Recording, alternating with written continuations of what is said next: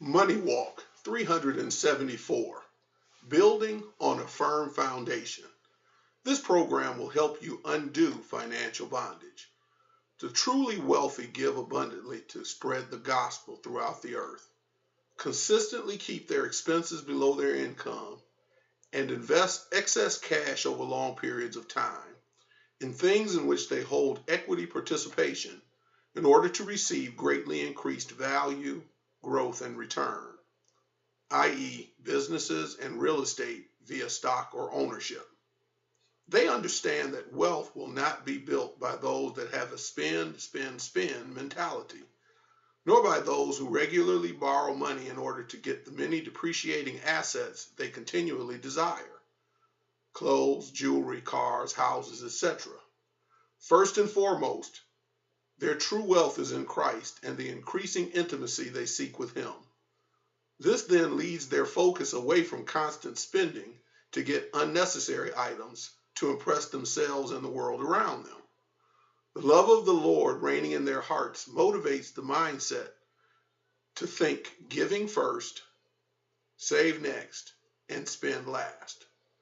They would much rather give abundantly to see people introduced to Christ and become believers and disciples than they would to receive the myriad of material things produced to tickle people's fancy.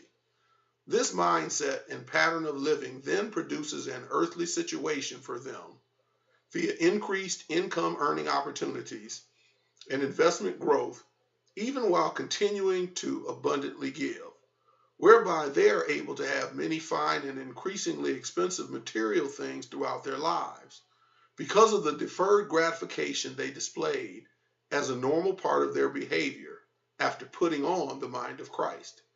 They wind up being able to enjoy things they get because they are obtained without debt, and thus worldly economic forces such as depressions and recessions cannot snatch them out of their hands via repossession and foreclosure.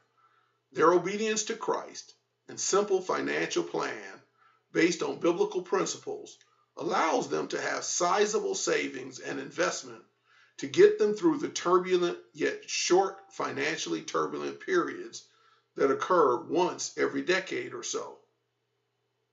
They are not hooked on such material things emotionally or sentimentally or any other way, and could at any time necessary give away or sell these things if they felt like ownership or maintenance of them could negatively affect their situation regarding cutbacks necessary due to decrease in income or the ability to continually and abundantly give, save, and invest. Purchasing a house could be a good thing for many people when done the right way.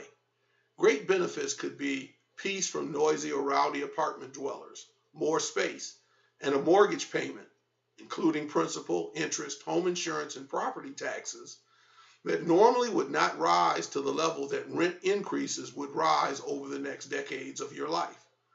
However, irresponsible home purchasers, those who impulsively get houses they truly cannot handle on current income, those missing about the costs of maintenance and repair, and who do not have a huge savings and investment cushion to handle them, those who impulsively move to higher cost homes when their incomes cannot handle that level of extra expense, are generally no more wealthy than the average renter in their same income bracket. Beware, our nation would not be experiencing so much predatory lending and home foreclosures if it is automatically true that purchasing a home and getting a tax deduction for it will make you wealthier than those who do not purchase a home.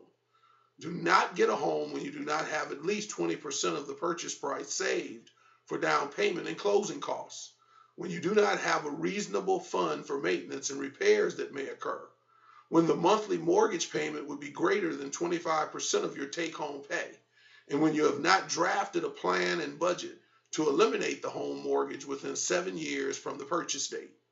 Unfortunately, many people are told that wealth is built by the 15 to 36% deduction they get for every $1 in interest they pay on home mortgages. If this seems right to you, how about for every $1,000 you give me, I'll give you $100 and $50 to $360 back next year. While I would grow more wealthy over time, do you still think that exchange would make you wealthy over time? Other people are told they can leverage debt to the hilt to start a business or buy real estate and become as wealthy as they want to be. Of the hundreds of friends and thousands of people we know, we have not met any who became wealthy by getting home mortgage tax deductions, and we have not personally known any that became wealthy by leveraging debt for real estate or business. Generally, less than 1% of all people who try these methods become economically wealthy, which leaves 99% who do not. Urban mythology is how you should label most stories you hear about people maxing out credit cards and taking on substantial debt to become wealthy via borrowed capital. Stay as far away from such methods as you possibly can.